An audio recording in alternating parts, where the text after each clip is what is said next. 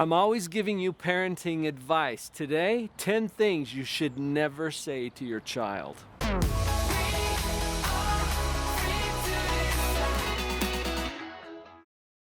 We've talked a lot on this channel about things that you should do or try or say to your kids. Today's a little different. I found an article online from Parent Magazine. This article was written by Michelle Crouch from Parents Magazine. I'll put a link in the description down below if you want to go look at the article. 10 things you should never say to your kids. This was an interesting article, and as a psychologist, it caught my attention.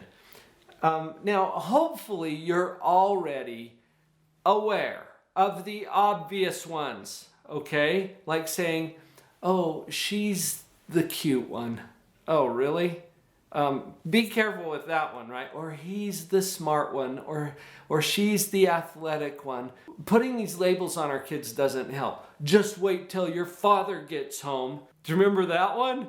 Yeah, not particularly helpful. Or why can't you be more like your brother? All right, these are the obvious ones. We're not going to go there today. This particular article triggered some thinking for me, and I wanted to share with you a few psychological insights into what the article mentioned. So the first one is, great job. Wait, what? You're not supposed to say that to your kids? We all say that, right? There's a good point behind this. We don't want to create a scenario where our children are dependent on our own approval or affirmations for what it is that they are doing. Now, there's nothing wrong with saying great job to your kid. What if you were to be a little more specific? So when your child comes home from school and has a good grade on their report card, great job. As opposed to something like, instead try, I noticed that you got an A in English. How do you feel about that? Okay, so we're turning it back to them, inviting them to explore their feelings about their performance instead of just declaring something about it. So it's not something that's completely destructive. None of these are, really.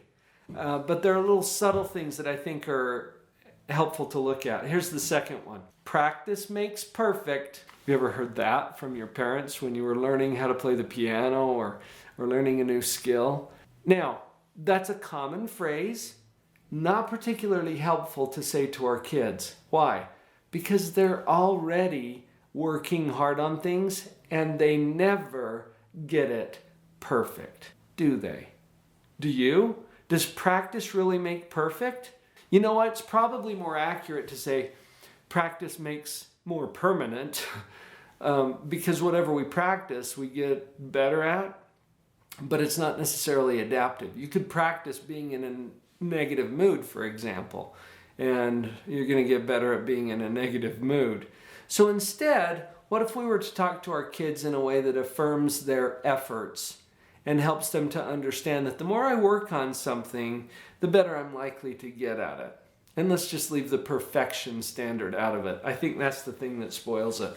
Let's look at another one. You're okay, almost in an anxious way. You know, sometimes if your kid stumbles and skins their knee or falls down and they're crying, it's our natural tendency as a parent to try to comfort them, right? And there's nothing wrong with that, but telling them you're okay sometimes triggers a little thought process in our kid's mind that, oh, well, shouldn't I be?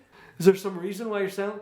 You know what? I saw this most flagrantly when I was doing child custody evaluations. And I kid you not, I saw an exchange where the mother in this case was sending the child to go over to the father's house for a weekend, I think it was. It may have only been an evening.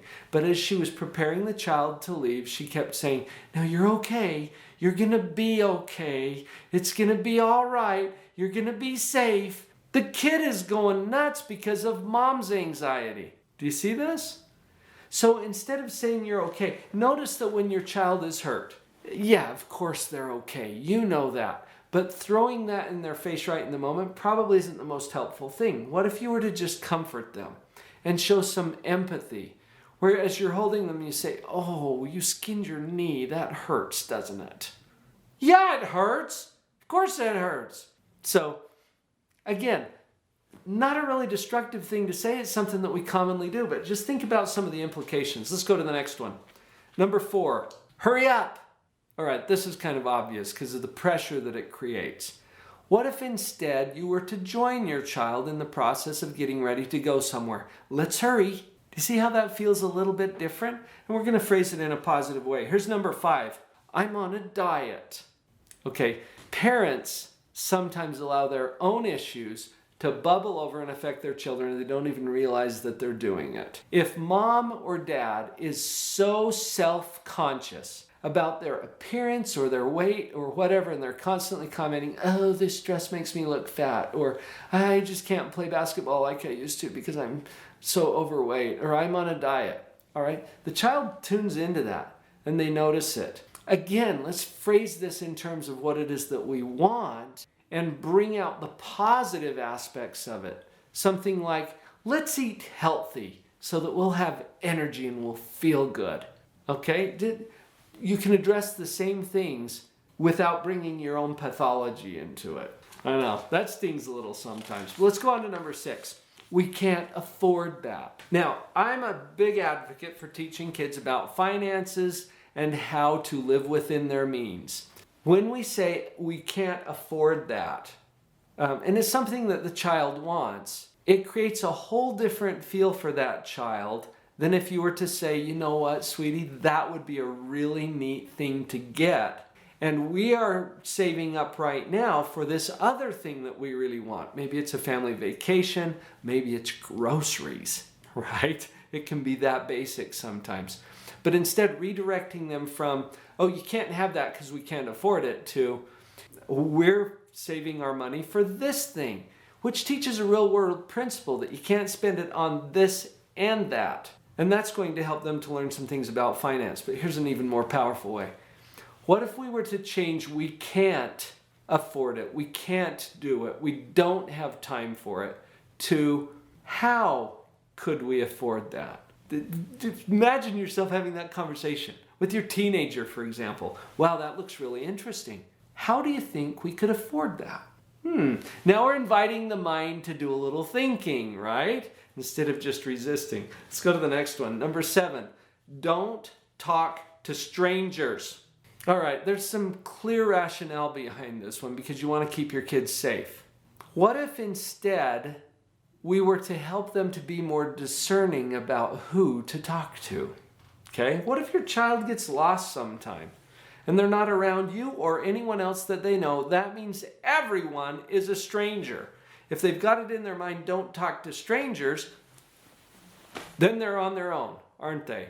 What if we were to teach them to look for a grandma or a mother with children, or we look for a store person that's wearing the uniform, or for a first responder, police or fire? There are people in our community that can be helpful, and if we teach our children to be more discerning, we might be able to lead them in a better direction instead of just don't talk to strangers. Here's number 8. Be careful. Now, what is this about typically? Typically, it's about the anxiety of the parent. The example in the article had to do with being on the monkey bars at the playground, and the child's up there and they're doing some acrobatic routine, right? And mom is nervous. And so mom's like, oh, honey, be careful. Well, okay, well-meaning, that might distract the child and get their focus off of what it is that they're doing. The suggestion in the article I thought was brilliant. Go over closer to the child and spot them in case there's an incident. And then after the fact, you might talk about how to use discretion and judgment about the activities that they choose. I thought that was an interesting one. Here's another one. No dessert unless you finish your dinner.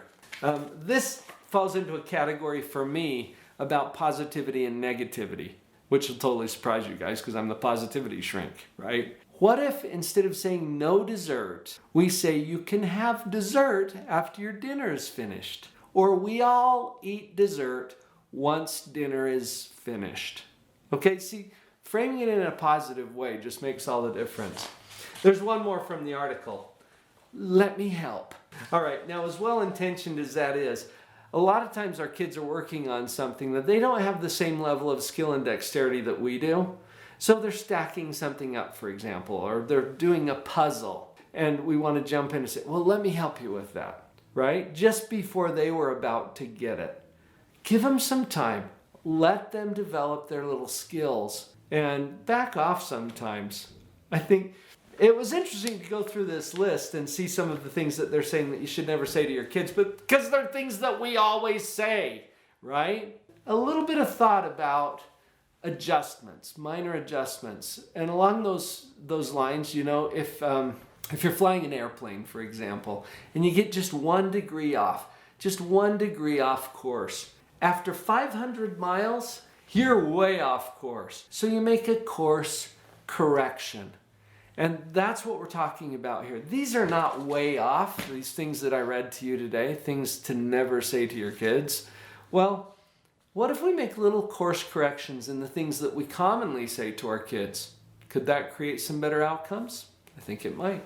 Did that list surprise you too? It did me. Subtle adjustments, course corrections can make a huge difference. I'll see you tomorrow.